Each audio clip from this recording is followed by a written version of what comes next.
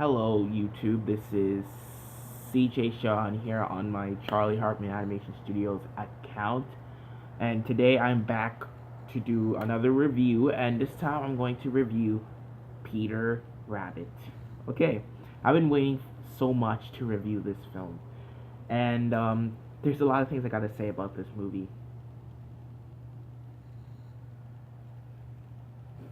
I absolutely love this movie. I really do. No joke. I love this movie to death. I've been watching it a lot, so many times because I love this movie.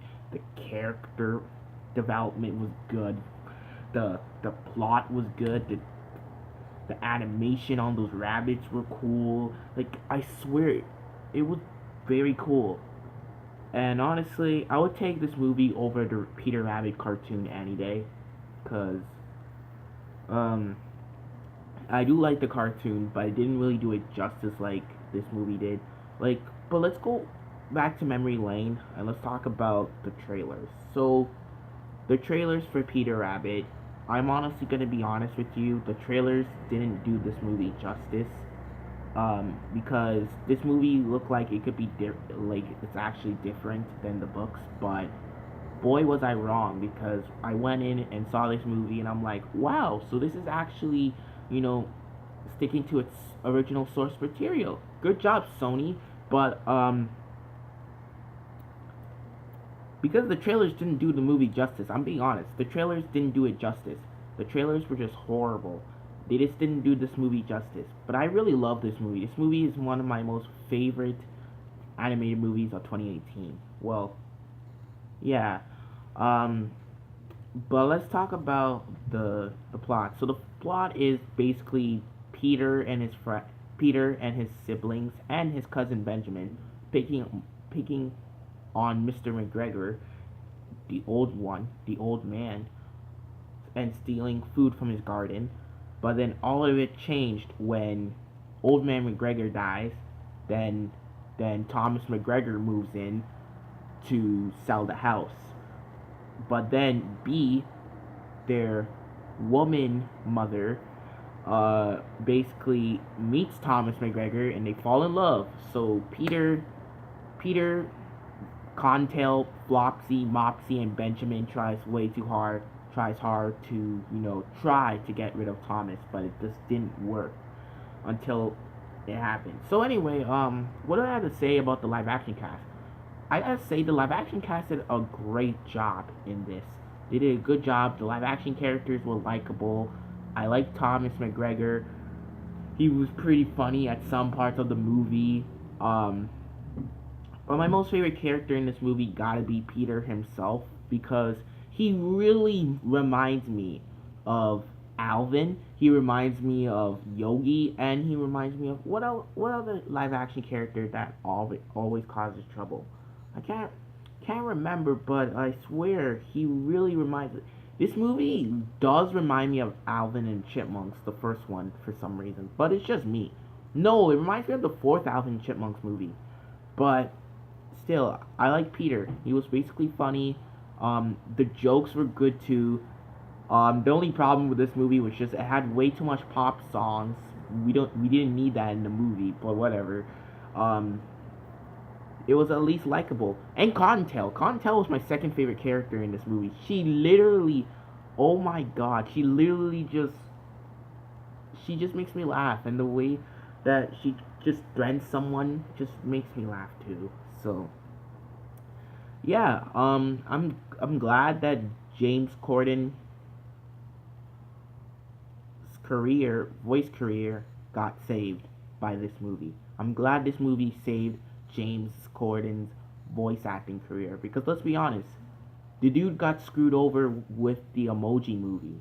Like the Emoji movie screwed him over, and that ruined his voice acting career. So I'm glad that this movie basically helps James Corden and basically saves his voice acting career because if it weren't for that movie, he would never voice act ever again.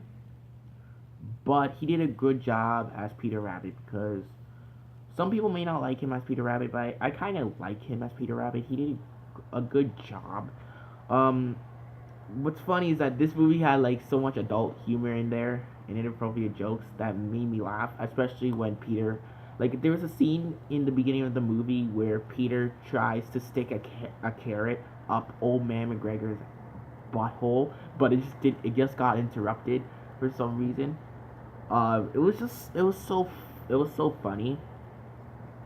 I really love this movie. Like I'm being honest, I love this movie. And this movie had so much like emotional connections to the characters that just makes it very good, especially the story and Peter's story on how his parents were murdered. Um, well, his dad was murdered. I don't know how his mom died, but they haven't told that story. But it's still good. Like this movie still respects Beatrix Potter's original source material. She may be dead, but at least she might be appreciate that at least people will still remember Peter Rabbit's legacy. Because let's be honest, Peter Rabbit doesn't get that much, attention anymore. Be- Ever since the cartoon was pulled off, because nowadays we got Looney Tunes, nowadays we got Mickey Mouse, nowadays we got The Simpsons. Like Peter Rabbit doesn't get that much attention anymore. But I'm glad that this film came out and brings back his true legacy, brings back Potter's legacy, if you ask me. I'm really glad. And honestly, I love everything about this movie. Um, I really did. I hated the trailers though. Like they didn't do it justice. Um, but now I'm very upset because parents decided to boycott this film just because of one scene. Just one scene in the movie. They decided just to boycott that because of one scene.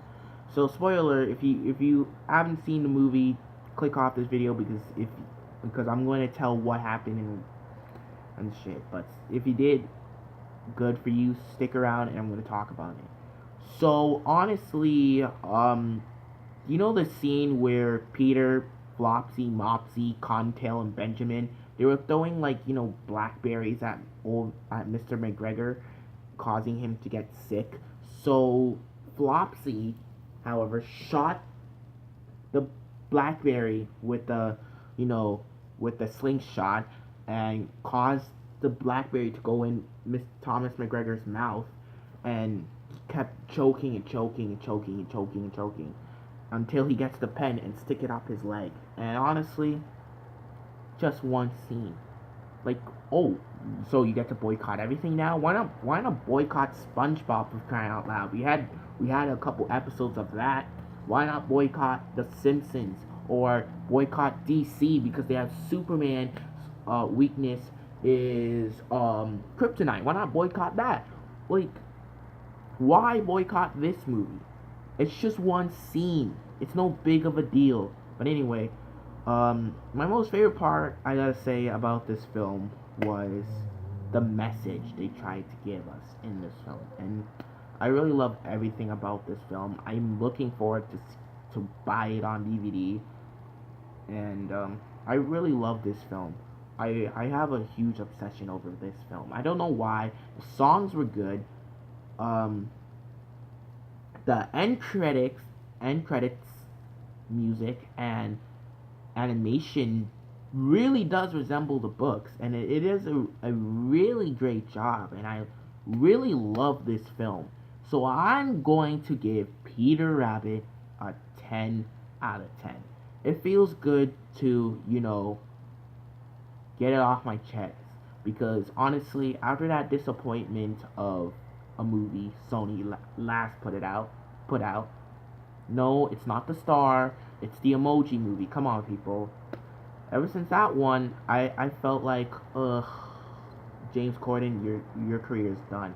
But then because of this movie, I'm like, okay, no, I'm wrong, because honestly, that movie didn't do good for you. And honestly, I like James Corden as an actor, I really do. However, I do like his Peter Rabbit over his High Five any day of a week.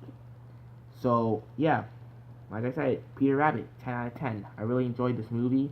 I love the scene where they just travels to London and meets,